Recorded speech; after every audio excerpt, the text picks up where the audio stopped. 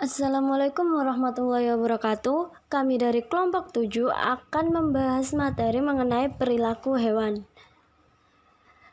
Anggota kelompok 7 sendiri terdiri dari Nurfaiza Amelia, Bregi Berliana, dan Diana Khairunisa.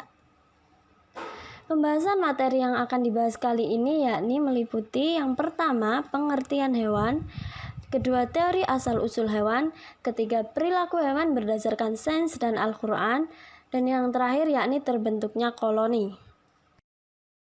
Yang pertama, saya akan menjelaskan tentang pengertian dari hewan. Apa sih hewan itu?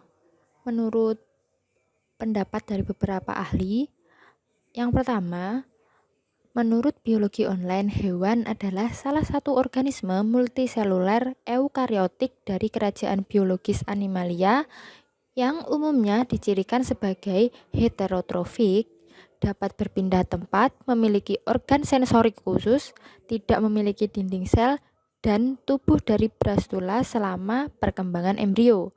Lalu, menurut Clemens dan Selford, hewan adalah binatang atau satwa yang seluruh atau sebagian dari siklus hidupnya di darat, air, dan di udara, baik yang dipelihara maupun yang berada di habitatnya. Kata hewan sendiri berasal dari bahasa Latin yaitu animalis yang berarti memiliki nafas. Sedangkan menurut Al-Quran, Allah Subhanahu wa Ta'ala mengabadikan beberapa jenis hewan di dalam nama surat Al-Quran. Di antaranya surat Al-Baqarah yang berarti sapi betina, Al-An'am binatang ternak, An-Nahl lebah, An-Naml semut, Al-Ankabut laba-laba, Al-Adiyat kuda yang berlari kencang, dan Al-Fil yaitu gajah. Hewan yang ditemukan dalam Al-Quran adalah pada kata dabah dan kata an'am. Dabah sendiri arti dasarnya binatang yang merangkak. Juga diartikan sebagai hewan, binatang, dan ternak. Sedangkan al-an'am artinya dasarnya ternak, meliputi unta, lembu, dan kambing. Berdasarkan beberapa teori yang telah disampaikan tersebut, jadi dapat disimpulkan bahwa hewan adalah suatu organisme dalam kingdom Animalia yang berada di alam maupun dipelihara dengan ciri tertentu seperti bentuk fisiknya, heterotrof, dapat berpindah tempat, tidak memiliki dinding sel, dan sebagainya. Lalu lanjut kepada materi yang kedua, yaitu tentang teori asal-usul dari hewan. Pasti kita bertanya-tanya kan, bagaimana sih proses terbentuknya hewan? Menurut sains, terbentuknya hewan di bumi mulai dari zigot bersel satu yang mengalami pembelahan sel, dan sel tersebut akan bertambah banyak yang terbentuk menyerupai bola. Bentuk seperti bola tersebut akan mengalami perkembangan, yaitu akan melekuk ke dalam sehingga akan terbentuk dua lapisan, yaitu ektoderm dan endoderm. Menurut para ahli, teori asal-usul hewan ini ada beberapa jenis. Yang pertama, teori abiogenesis menjelaskan bahwa makhluk hidup berasal dari makhluk tak hidup atau makhluk hidup ada dengan sendirinya. Nah, pencetus dari teori ini merupakan Aristoteles dan John Needham. Kemudian teori yang berikutnya yaitu teori biogenesis. Dari teori biogenesis kita mengetahui bahwa teori asal-usul kehidupan yang menyatakan bahwa makhluk hidup berasal dari makhluk hidup lainnya. Tokoh pencetus dari teori biogenesis ini adalah Lazarus Palazzani, Francisco Redi, dan Louis Pasteur. Nah, hal inilah yang mematahkan teori dari abiogenesis. Lalu, teori yang berikutnya yaitu teori kosmozoik. Makhluk hidup berasal dari spora kehidupan yang berasal dari ruang angkasa.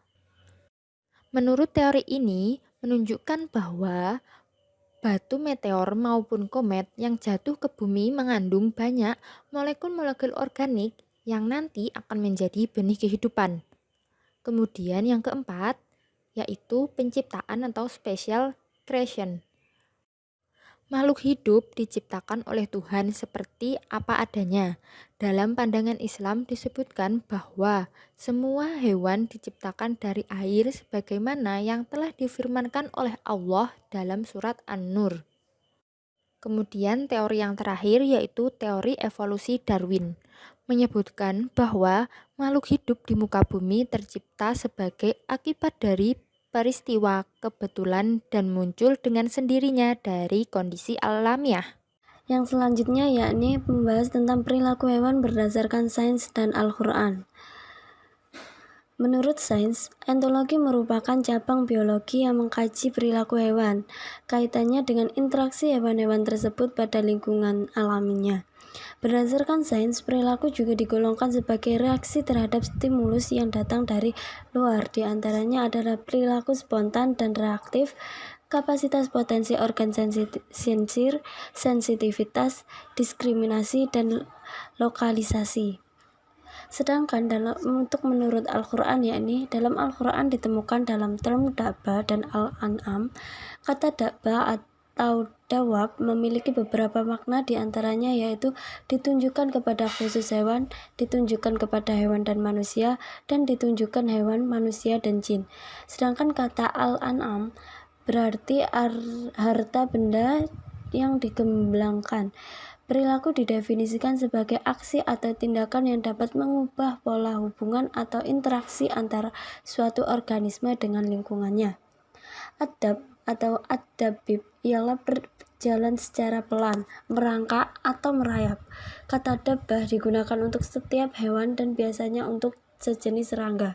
Dabbah dari segi bahasa berarti semua binatang yang memiliki nyawa, berakal atau tidak berakal, lelaki atau jantan atau betina atau perempuan. Ia terambil dari kata dabbah yang berarti berjalan perlahan. Pembahasan yang terakhir yaitu proses terbentuknya koloni. Di sini juga terdapat dua, yaitu berdasarkan sains dan berdasarkan Al-Quran. Yang pertama, koloni berdasarkan sains. Dalam biologi, sebuah koloni terdiri dari dua atau lebih individu sejenis yang terhubung satu sama lain. Dalam mikrobiologi, koloni adalah sekelompok bakteri, jamur, dan mikroorganisme lain yang ditumbuhkan pada media agar padat.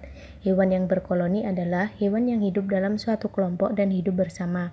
Tujuan dari berkoloni yaitu memudahkan dalam hal mencari makanan, pertahanan diri, dan migrasi. Hewan yang berkoloni merupakan hewan yang membentuk kelompok atau koloni semasa hidupnya dan memiliki ketergantungan hidup terhadap kelompoknya tersebut. Yang kedua yaitu proses terbentuknya koloni berdasarkan Al-Quran. Berdasarkan surat An-Naml ayat 18-19, ayat tersebut menceritakan Nabi Sulaiman alaihissalam akan melewati koloni semut. Para semut tersebut berkomunikasi di antara para koloninya, dan naml sendiri memiliki arti hewan semut. Semut dalam bentuk jamak. Namun surah ini diberikan judul kawanan semut. Dari ayat tersebut menjelaskan bahwa setiap hewan memiliki cara berkomunikasi yang tidak manusia sadari, seperti contohnya semut. Hanya saja karena pada saat itu dan karena mukjizat yang dimilikinya, Nabi Sulaiman mampu mendengar dan mengerti apa yang diucapkan oleh semut-semut tersebut. Baiklah, sekian materi yang dapat kami sampaikan. Kurang lebihnya kami mohon maaf. Wassalamualaikum warahmatullahi wabarakatuh.